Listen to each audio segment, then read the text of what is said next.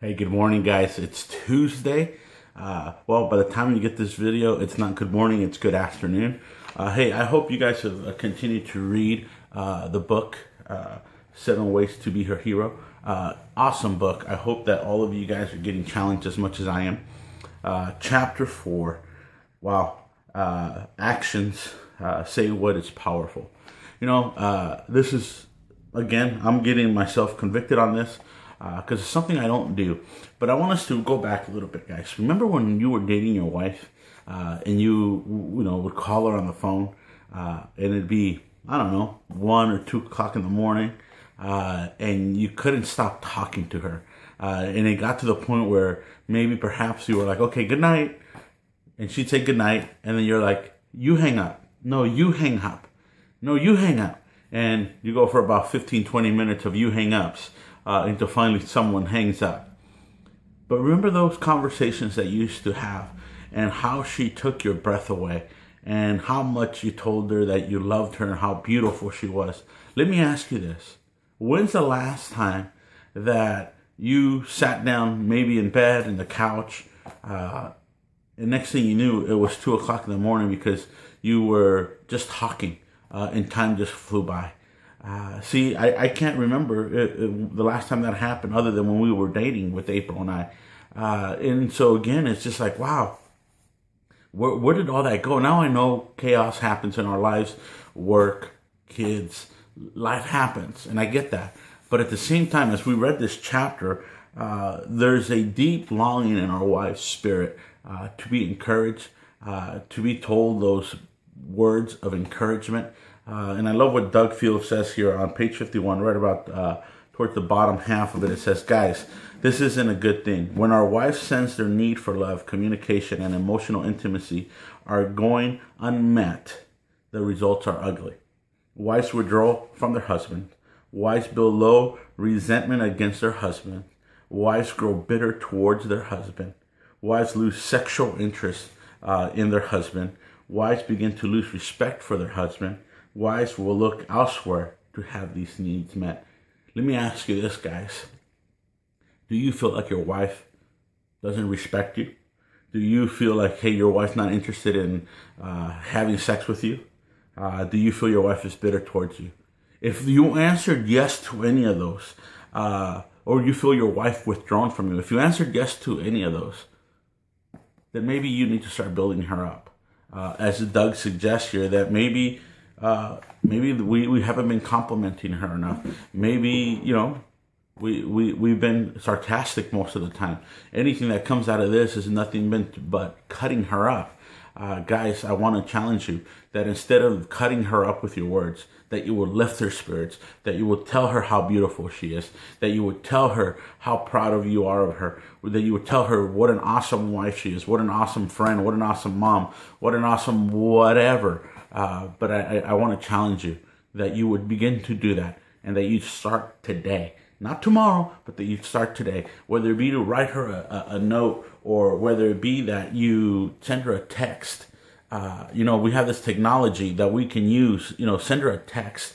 Tell her how much you love her out of the blue. Not expecting anything in return, guys. I know a lot of times we do this because we're expecting something in return. Perhaps we're expecting to get laid.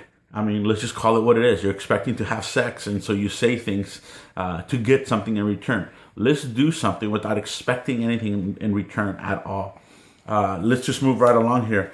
Doug gives you some suggestions here on page 52. Honey, you're smoking hot. I could just look at you all day.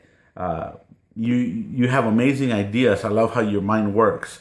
Another one is, I love how you talk about our kids. You have such a beautiful heart. I am so grateful for you. I am the luckiest man alive to be married to you. Again, some ideas. I don't want you to go copy this because we want it to be genuine, to be from the heart. So maybe begin to pray. What is it that God will put in your heart for you to uplift your wife's spirit? Proverbs. I love Proverbs 10:11 that he uses here. The words of the godly are a living fountain. Wow, the words that we can put out can be a living fountain for our wives, can renew their spirit. So guys, again, Find out. I know that for most of you have heard us talk about the book that Gary Chapman wrote, The 5 Love Languages. If you don't know what your wife's love language is, find out. If it's words of affirmation, quality time, receiving gifts, acts of service, physical touch. And let me go through those a little bit. What are words of affirmation? Well, kind of what we just talked about. Words that are encouraging. Tell her how beautiful she is. Tell her how much you love her. Tell her how much you appreciate her. Those are words of affirmation. And maybe your wife loves that. See, I love words of affirmation. That's my love language. Getting a text from April or encouragement from some of you, that builds me up, and I love it. Another one that some wives or some of you may have is quality time. Spending time together, whether it's going out on a date, whether it's just sitting on the couch. Quality time is important to you or her. Receiving gifts. Maybe you like your wife likes getting the roses, the chocolates, the nice little trinkets, whatever it may be. Maybe that's her love language. Acts of service. Doing something for your wife, whether it be, doing the laundry, doing the dishes, picking up the house, taking care of the kids. Maybe that's something that your wife, that's her love language. That's also another one of mine. So another one is physical touch. Maybe, rubbing her feet, rubbing her shoulders, rubbing her, her back without any sexual interest behind it. Hey guys, I recommend that you figure it out. I know you can go online and type in Gary Chapman's 5 Love Languages. There's a test that you can take to figure out what your love language is and your wife. Hey, maybe that's a homework assignment for this week. I want to chat. If you don't know what your wife's love language is, I want you to find out what her love language is by next week. So again, go on the website. I don't know if it's 5lovelanguages.com or not. Just Google it. You'll find it. It's pretty easy. Another scripture that I think just solidifies everything that we've talked about is Proverbs 18:20. Wise words satisfy like a good meal. The right words bring satisfaction. Again, using the right words satisfy our spouse, to satisfy our wives. So hey guys, begin to think. What are you going to tell your wife?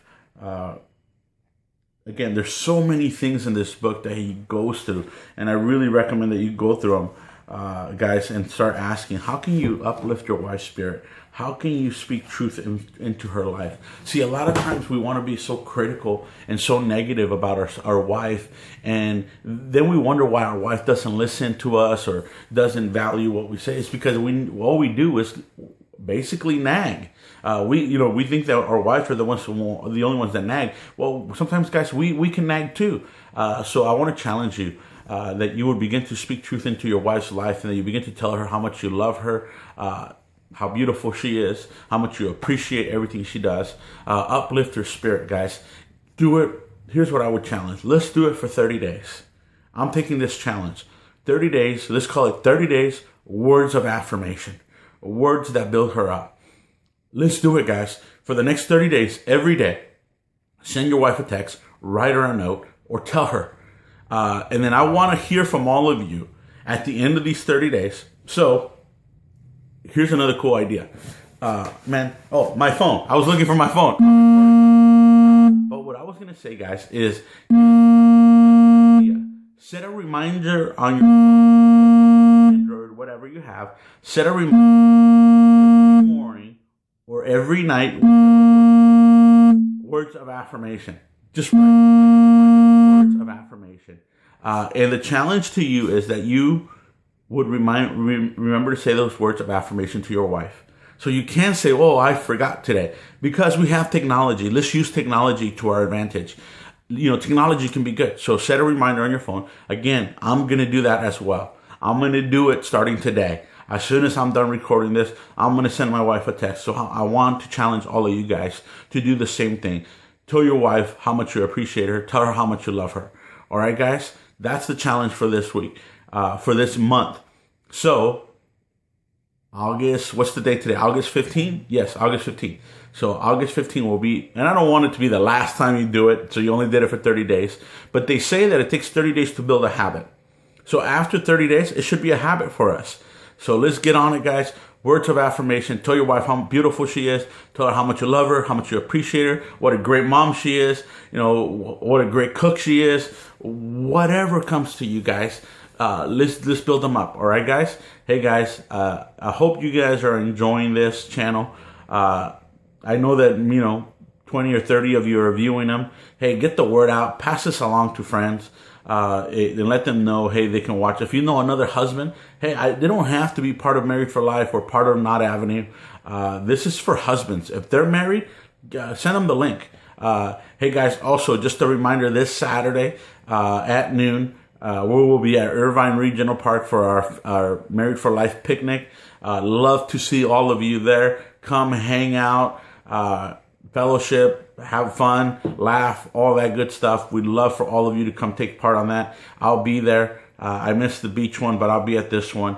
Again, guys, I hope to see all of you there. Look for the Married for Life signs that we're going to post throughout the park so you can find us.